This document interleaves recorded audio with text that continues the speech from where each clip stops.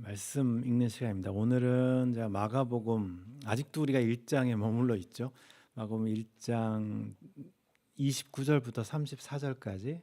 오늘 말씀은 39절까지 같이 나눌 텐데 34절까지만 제가 먼저 읽어드립니다. 회당에서 나와 곧 야고보와 요한과 함께 시몬과 안드레의 집에 들어가시니 시몬의 장모가 열병으로 누워 있는지라 사람들이 곧 그 여자에 대하여 예수께 여짜온대 나아가사 그 손을 잡아 일으키시니 열병이 떠나고 여자가 그들에게 수종드니라.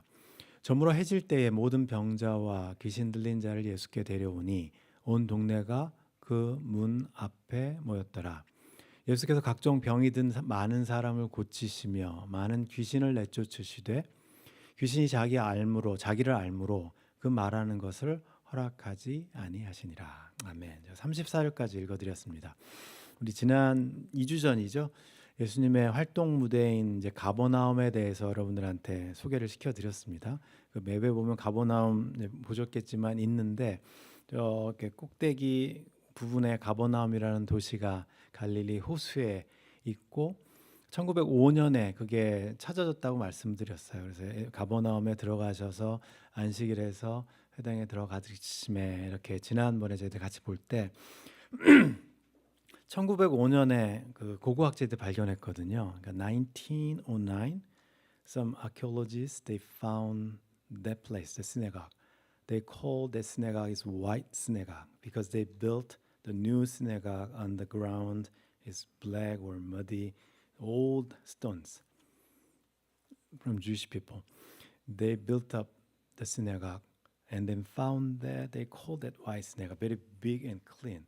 After that, 5 or 60 years later, they found another one. It's not synagogue, but in front of the synagogue, only 50 meters distance, they found many small houses. And they found something very special one because small houses connect together. Big compound, not separate rooms, separate houses. It's a big one compound and connect each other like this center. And they found the familiar names as graffiti or something on the wall. It's very familiar name, Peter and Andrew, like that one in the Bible.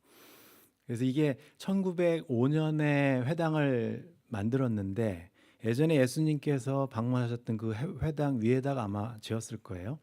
근데 그리고 나서 한 5, 60년 뒤에 고고학자들이 발견하다가 또 하나를 이제 이 와이스네가 앞에 맞은편에 막 벽돌들이 있는 거 보셨죠?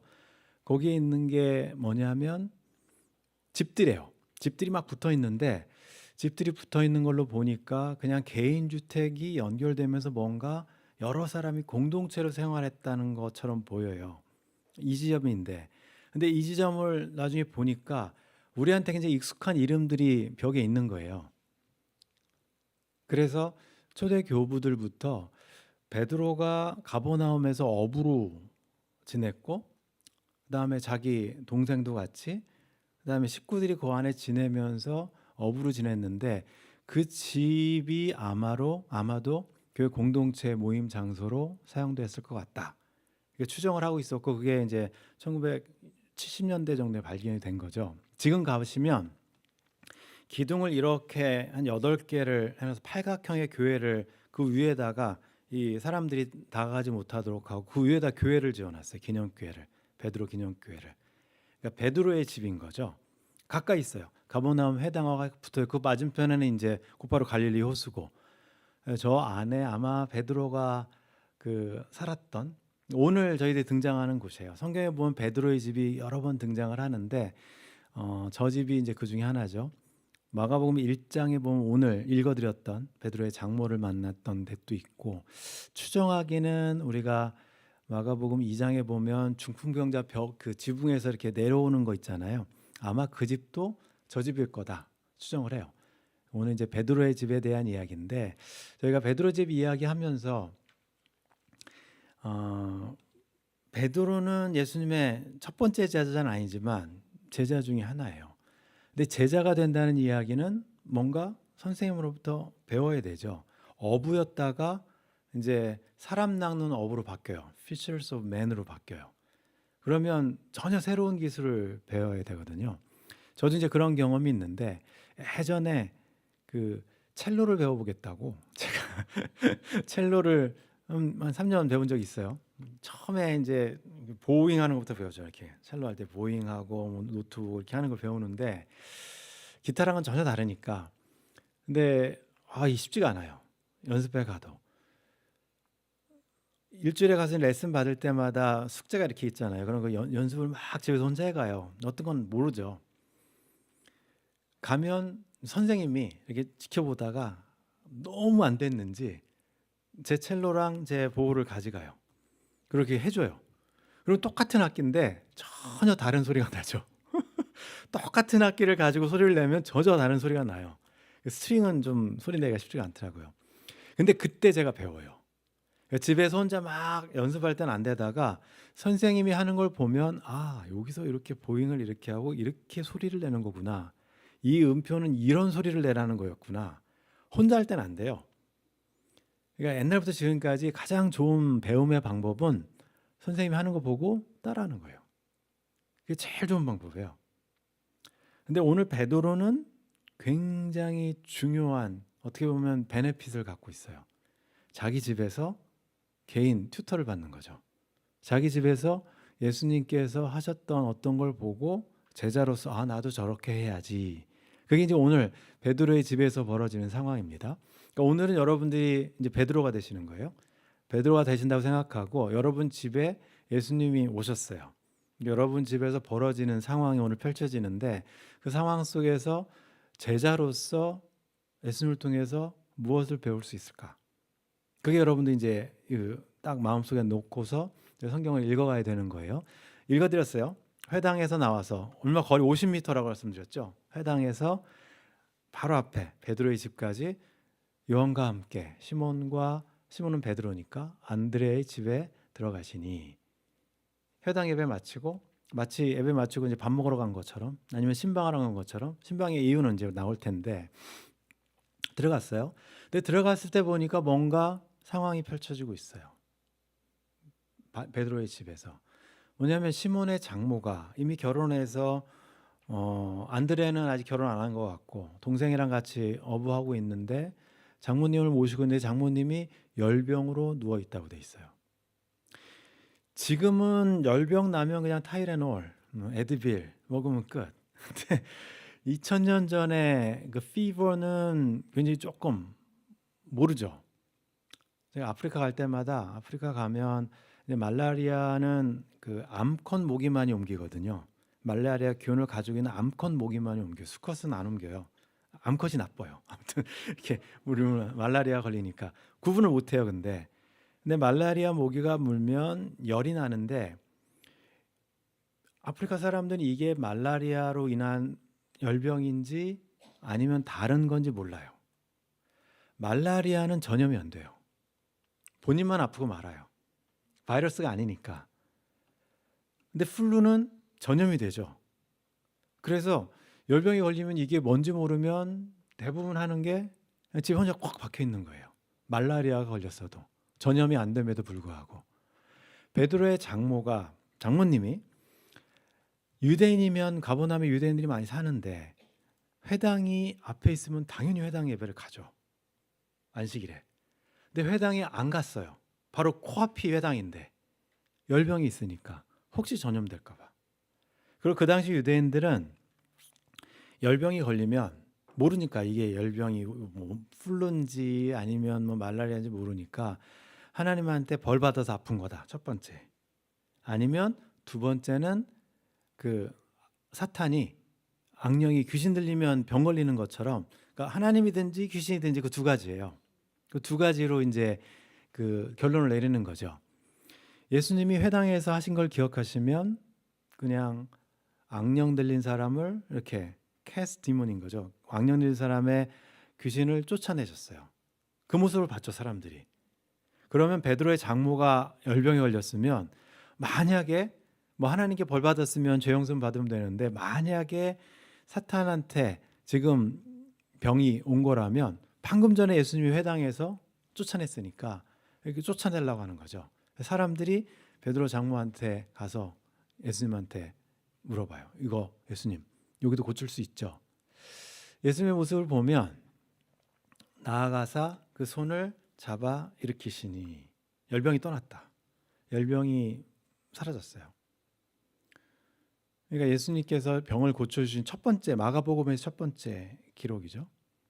힐링에 관련된 첫 번째 기록인데 예수님께서 손을 잡아주셔서 이렇게 고치셨어요. 그래서 착각하지 말아야 되는 게 예수님께서 병을 고쳐주실 때 어떤 경우는 그냥 백부장의 신하는 말 한마디로 오지 않았어도 나을 거다, 나았어요. 그다음에 야이로의 딸 고쳐주실 때는 또 가서 기도해 주시고 어떤 때는 손잡아 주시고 어떤 때는 뒤에서 옷깃만 만져도 모든 케이스가 달라요. 예수님께서 똑같은 방법으로 병을 고쳐주신 적이 별로 없어요.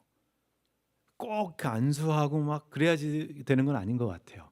예수님께서 병을 고쳐주는 게 여러 가지 기록이 나오지만 고쳐주셨다는 걸 어떻게 마가는 증명하냐면 여자가 그들에게 수종드니라. 그러니까 밥 차렸다는 얘기예요. 쉽게 말하면. 예수님과 베드로 제자들이 오니까 열병이 걸려서 시름시름 이렇게 누워 있었던 사람이 일어나서 밥도 차려주고 섬겨주고 병이 떠나갔다는 얘기죠. 이제 이 사건이 베드로의 집에서 그날 벌어진 사건이에요. 그러니까 베드로가 본 거죠. 예수님께서 어떻게 하시나.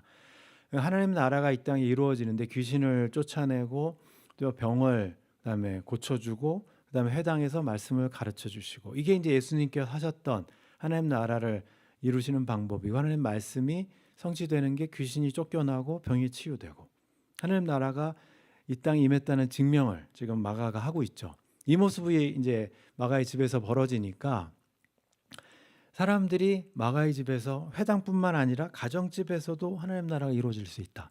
예수님의 그 하나님 나라를 만드는 그 능력은 거룩한 회당뿐만 아니라 그냥 일상의 집에서도 가능하다. 그걸 깨달은 거잖아요. 그러니까 사람들이 그 얘기를 들으니까 그러면 베드로의 집으로 가자. 그러니까 환자들, 그러니까 귀신 들린 사람이든 병자들이 다 베드로의 집으로 이제 쭉 줄 서서 데리고 왔을 거란 말이죠. 근데 재밌는 것은 저희들이 마가복음 1장 32절을 읽어보면 저물어 해질 때에라고 돼 있어요. 아픈 사람을 데리고 오려면 밝을 때 데리고 와야죠. 근데 왜 깜깜할 때 데리고 와요? 해가 지니까 데리고 와요. 야간 업무하는 것도 아니고. 말씀드린 것처럼 가버나움은 대부분 유대인들이 살아요. 물론 로마 군인들도 살고 이방인들도 살지만 그 사람들은 비지터들이고 레지던은 다 유대인들이에요. 유대인들은 회당을 가야 되는 사람들이에요. 언제? 안식일에. 안식일에는 아는 것처럼 병치유하면 안 되고 먼 길을 걸어가면 안 돼요. 베드로의 집에서 치유가 벌어진다는 걸 알면서도 데리고 가지를 못해요. 해가 질 때까지 기다리고 있어요. 유대인들의 안식이 그러니까 하루가 바뀌는 건 언제냐면 별이 3개가 보이면 하루가 시작이에요. 밤에 하루가 시작이니까. 이게 별 뜨는 거 보고 있다가 드디어 안식일 끝났어. 이제 안식 후 첫날이야. 그러면 이제 베드로의 집으로 쏙 들어가는 거죠. 이제 안식일 지났으니까 들어가도 되는 거예요. 여러분들이 머릿속에 보시면 베드로의 집에 사람들이 줄을 쭉 서 있어요. 기다리고 있어요. 언제까지? 안식일이 끝날 때까지. 유대인의 한계죠. 그래서 저물어 해질 때에 낮에 찾아가지를 못하고 유대인이니까 유대인 율법을 지켜야 되니까 안식일이 끝나니까 무슨 땡스기빙 때 문 열면 확 쏟아져 들어오는 것처럼 예수님한테 모든 병자와 귀신 들린 자를 예수께 데려왔다. 온 동네가 그 문 앞에 모였다. 문 앞에 쫙 모여 있는 거죠. 여러분들이 베드로라면 그날 엄청 바빴을 거예요. 아침부터 시내각 회당 가서 예수님 설교 듣고 거기 귀신 쫓아내는 거 보고 집에 와서 장모님 고쳐줬더니 사람들이 집에 쭉 쫙 서갖고 막 그날 밤에 정신없이 들어오죠. 베드로가 화장실 저기고요. 여기 줄 서시고 쓰레기 여기다 버리지 마시고요. 속으로 우리 스승 대단하다. 우리 선생님 대단하다. 하루아침에 유명한 아이돌 스타가 되는 것처럼 사람들이 우리 선생님을 다 알아보고 병 고치고 귀신을 쫓아내고 그런 거 한다고 사람들이 줄을 섰다. 그거잖아요. 그래서 그날 이런 일이 벌어졌어요. 예수께서 각종 병든 많은 사람을 고치시며 많은 귀신을 내쫓으시되 하나님께서 이 땅에 예수님을 보내시면서 하나님 나라가 가까이 왔다. 말씀으로 이사야 말씀이나 뭐 말씀을 하셨으면 그것이 예수님께서 증명하는 것이 병자들이 회복되고 귀신이 악령이 쫓겨나고 하나님 나라가 그곳에서 베드로의 집에서 이루어진 것이 증명이 되는 거죠. 하나님 나라가 이 땅에 이루어진 것을 보여주는 장면이 나오는데 귀신들은 자기를 알므로 이게 마가복음의 주제인데 아직 시크릿이에요. 아직 알리면 안 돼요.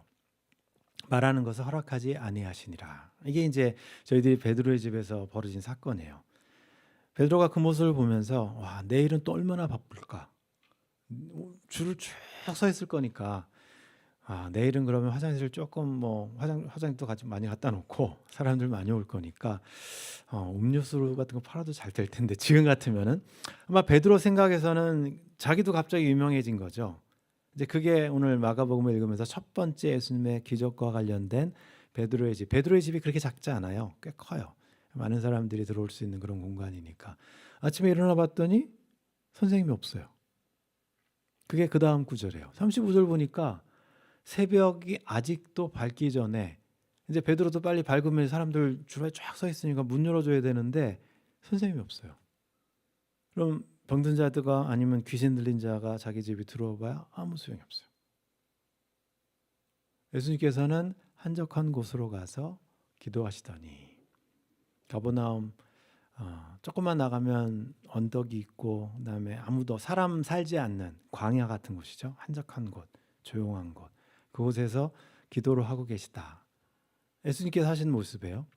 마가복음에 보면 예수님께서 기도한 기록이 딱 3개 있어요.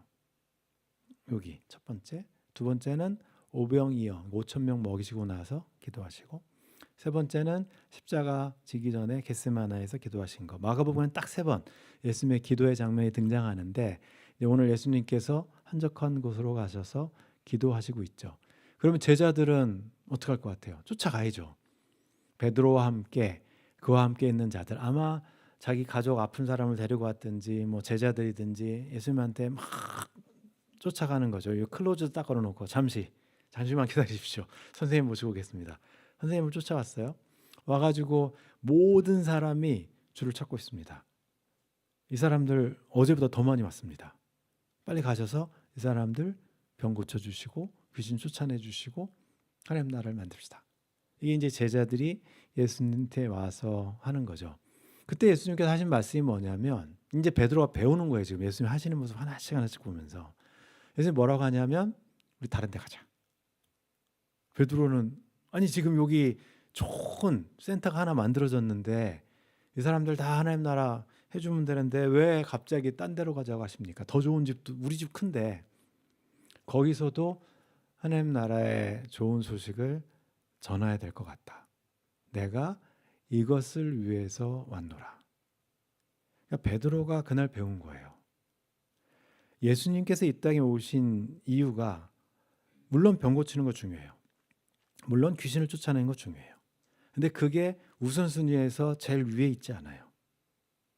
예수님께서 지금 앞에 귀신 쫓아내면서 비밀리 하시는 이유가 또 병을 고쳐주시면서 마가복음에서는 8장까지 계속 비밀로 해요. 사람들이 오해하거든요. 예수님께서 이 땅에 오신 이유가 병 고치고 귀신 쫓아내는 걸로. 근데 예수님께서 이 땅에 와서 제일 먼저 하신 것은 회당에서 말씀을 선포하신 거예요. 하나님 나라가 어떤 곳인지 그걸 증명하는 게 귀신 쫓아내고 병 고치는 거지 그거를 위해서 오신 게 아니거든요. 우선순위가 뒤바뀌지 않아야 되는데 예수님 그걸 정확하게 아세요. 근데 베드로가 예수님을 보면서 뭐 선생님이 가자 그러는데 거기서 그러면 안 됩니다. 뭐 못 하잖아요. 아직은.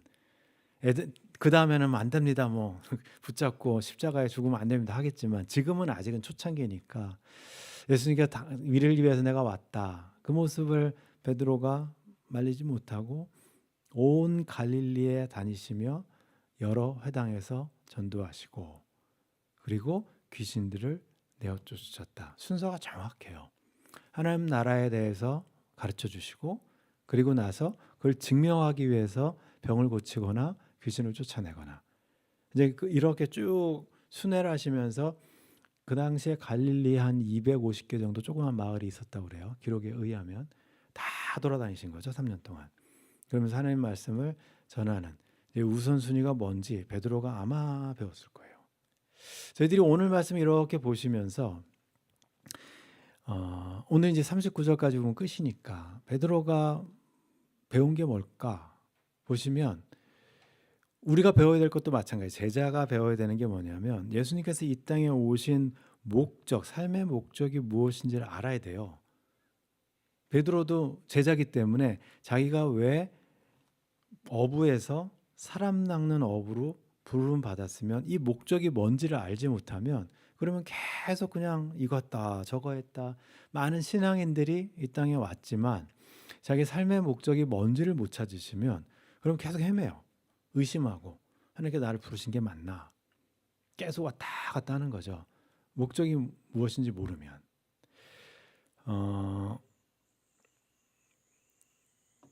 예수님의 제자가 돼서 삶의 목적을 찾는 거, 베드로가 아마 배운 건 그걸 거예요. 삶의 목적을 찾는 게 얼마나 중요한지. 예전에 봤던 디즈니 만화 영화 중에 오래전에 인어공주 여러분들이 보셨을 거예요. 인어공주 보면 거기 이제 주인공은 에리얼이에요. 인어공주죠.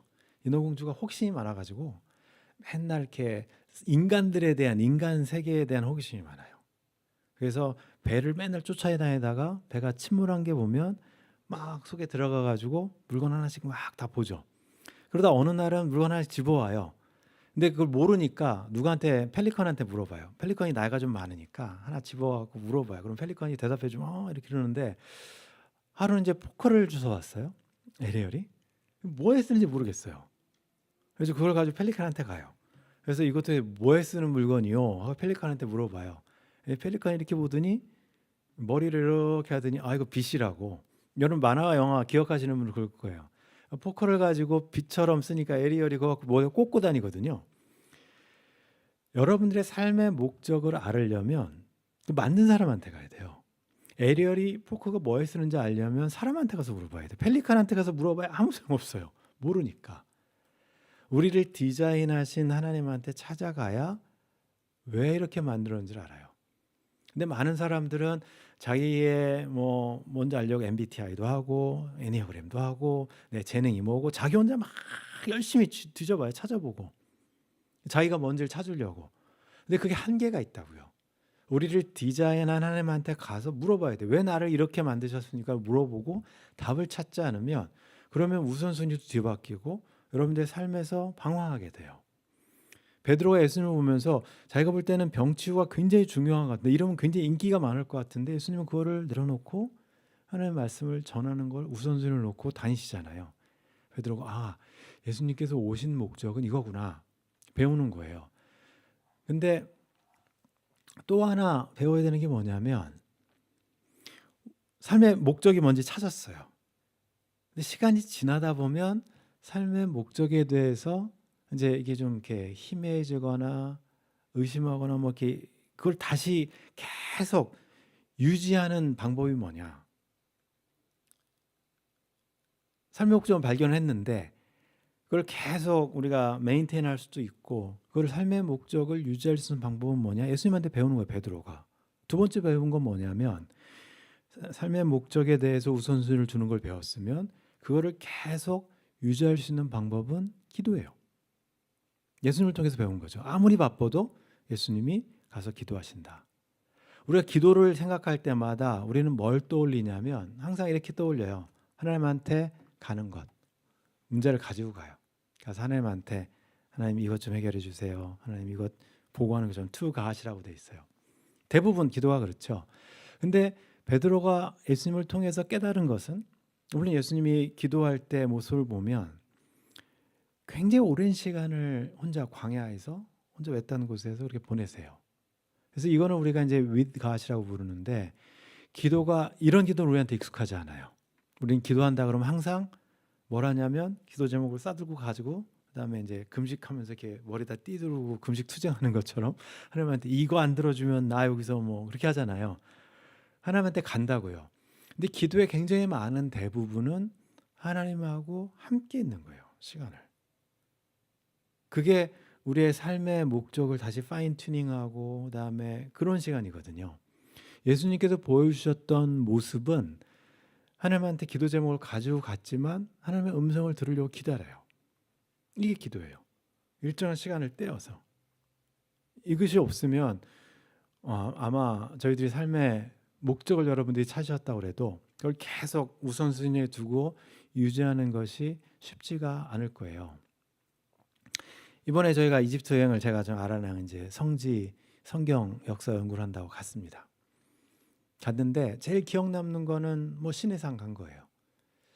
이집트에는 가면 이집 사람들이 예수님께서 아기 예수 가족이 홀리 패밀리아로 해서 피신한 곳이 15군데에서 20군데, 25군데 이렇게 이야기해요. 거기에마다 수도원이나 교회들이 있어요. 여기 방문을 저희도 한 서너 군데 가봤는데 예수님의 지나갔던 어떤 데 3일, 어떤 데는 뭐 185일 뭐 이렇게 있는 데마다 교회가 이렇게 수도원도 있고 있어요. 근데 거기도 지나왔지만 그보다도 가장 인상 깊었던 것은 맨 마지막에 갔던 시내산이에요. 시내산은 우리가 아는 출애굽기 6월절 배경이 된 그 모세가 간 곳이니까 어느 분 아까 예배 시간 전에 저는 거기 안 갈래요 그런 분이 계시더라고요. 왜냐하면 카이로에서 시내산을 가려면 이스라엘 백성은 뭐 3개월을 간 거고 걸어서 카이로에서 차로 7시간이 걸려요. 새벽에 출발하면. 저희도 이제 마지막 일정이니까 7시간을 가죠. 카이로를 빠져나가면 곧바로 광야거든요. 광야가 쫙 7시간을 광야를 달리는 거예요. 사막 같은 데를. 그리고 가면 입구에 시내산 입구에 도착하면 거기서 낙타를 타고 2시간 올라가요. 그다음에 낙타를 내린 다음에 거기서 800계단 올라가요. 그럼 꼭대기예요. 거기 꼭대기에서 저희는 이제 오후를 선택했기 때문에 아침에 출발해서 한 2시쯤 도착해서 2시에서 2시간 올라가서 그다음에 1시간 걸어 올라가서 꼭대기 가서 해가 떨어지더라고요. 그럼 그때부터 내려올 때는 낙타를 못 타요. 위험해서. 그러면 불빛이 없는 상태에서 플래시라이트 가지고 3시간을 걸어 내려오는 거예요. 7시간 차 타고 가서 3시간 올라갔다가 3시간 걸어 내려오는 게 이제 시내산 코스죠. 그래서 그냥 비디오로 보고 말래요. 그러셔서 제가 이제 이 시내산이 저 정도에 있어요. 카이로에서 녹색 있는 데가 카이로인데 나일강 위쪽에 거기서 7시간 쭉 이 경로를 쭉 따라가면 저 시내산에 가게 돼요. 근데 이번에 여행 가면서 아침마다 저한테 부탁을 해서 제가 이제 디보션 타임을 했어요. 출발할 때 기도해드리고 말씀 잠깐 10분 나누고 매일 이제 버스 타고 이제 그걸 하는데 수에즈 운하 통과하는 때가 돼서 이제 카이로에서 나와서 한 1시간쯤 오면 수에즈 운하 바로 앞에. 수에즈 운하는 1.7km이기 때문에 금방 지나가요. 버스로. 이스라엘 백성들은 엄청 오래 걸렸지만. 근데 거기를 나와서 이렇게 화장실을 가려고 나와 있는데 어떤 권사님 70대 중반의 권사님이 저한테 그러시는 거예요. 한 번도 뵌 적이 없어요. 거기서 봤으니까 이번에 처음 뵀으니까. 근데 같이 여행하면서 매일 마지막 일정이 시내산이었기 때문에 그래서 저한테 와서 굉장히 수줍어하시면서 제가 원래 다른 사람한테 이런 얘기 안 해요. 그래서 저한테 뭐라고 하시냐면 목사님 교회 교인들은 참 좋겠어요 그러시더라고요. 그래서 왜요? 그랬더니 성경 공부를 참 잘하실 것 같아요 그러더라고요. 그래서 이분이 나를 어떻게 알지? 그래서 이제 예 감사합니다 그랬죠. 근데 그 다음 말이 저를 띵하게 했어요. 뭐라고 했냐면 근데 목사님 그 하나님 말씀 그 성경 공부하는 거 그 교인들만 가르치면 좀 아까운 것 같아요. 다른 사람한테도 좀 해보세요. 저보고 그러시더라고요. 그 안에 계신 분들 25분 중에 저한테 강의 들으신 분들이 굉장히 많으세요. 이분은 이 권사님은 저한테 강의를 들어본 적이 없으니까 제가 뭘 하는 사람인지 모르고 그냥 저한테 그 얘기를 툭 던지시더라고요. 제가 오늘 이제 삶의 그 목적 아니면 그런 거 이야기했잖아요.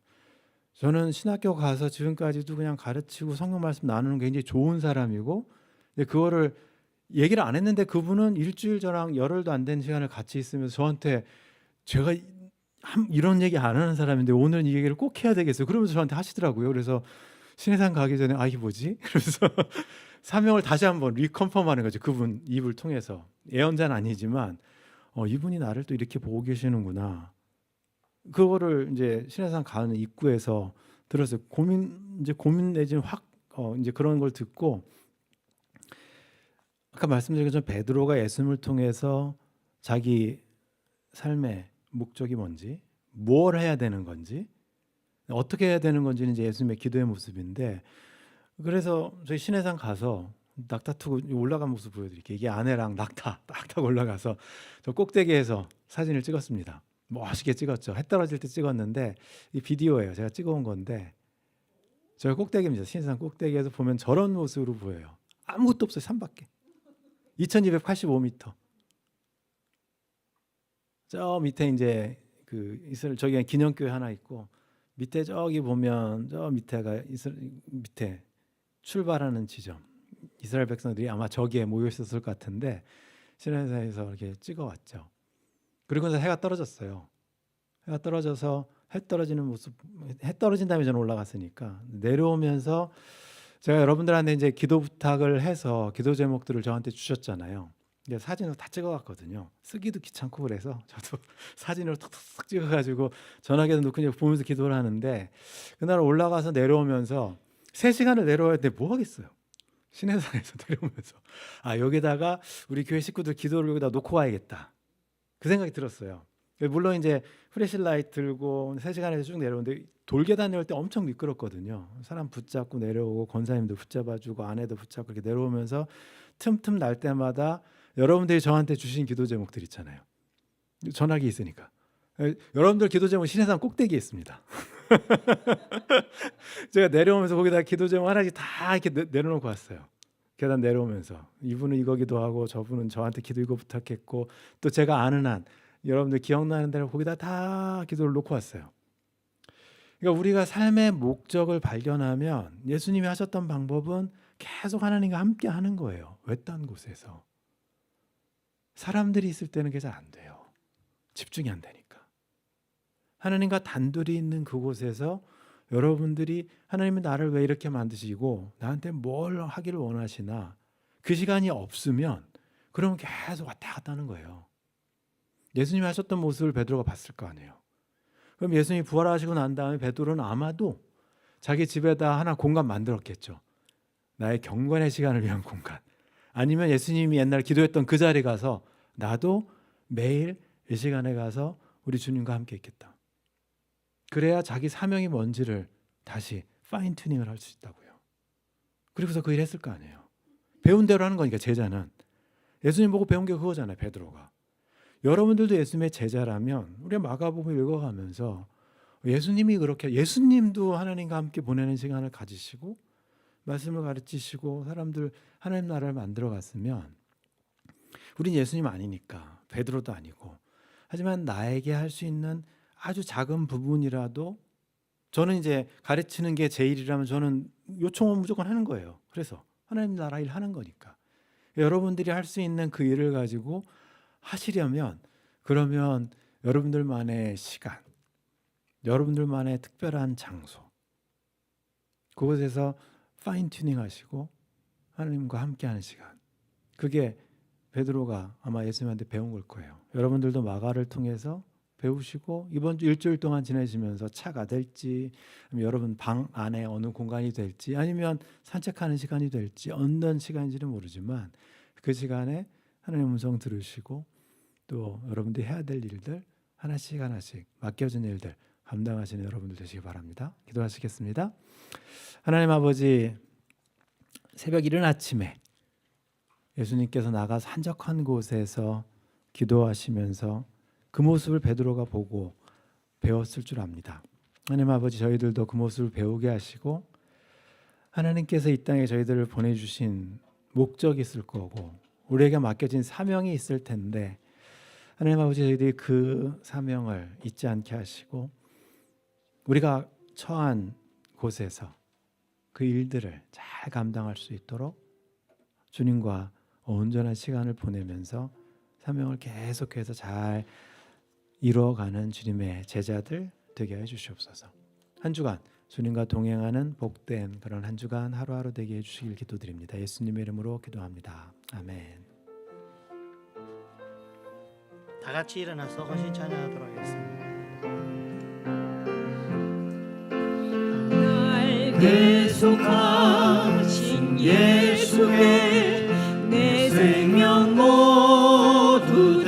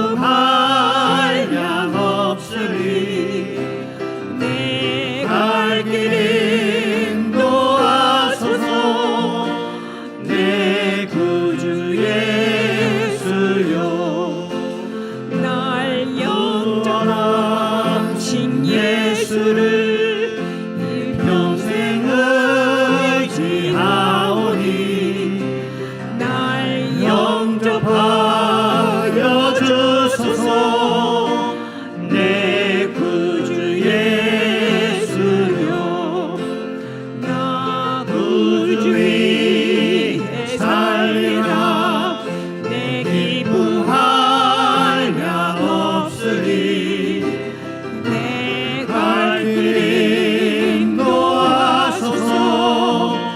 내 구주 예수 나 구주 위에 살리라. 나 구주 위에 내 살리라. 기쁨 한량 없으리. 기쁨 한량 없으니 내 갈 길 인도하소서. 내 구주 예수여. 주님께서 여러분에게 복을 주시고 여러분들을 지켜주시며 주님께서 여러분들을 밝은 얼굴로 대하시고 여러분들에게 은혜를 베푸시며 주님께서 여러분들을 고이 보시어서 여러분들에게 평화를 주시기를 빕니다. The Lord bless you and keep you and make His face shine upon you and be gracious to you. The Lord turn His face toward you and give you peace. 주 예수 그리스도의 은혜와 하나님 아버지 사랑하심과 성령의 사귐이 여러분 모두와 함께 하시기를 축원합니다. 아멘.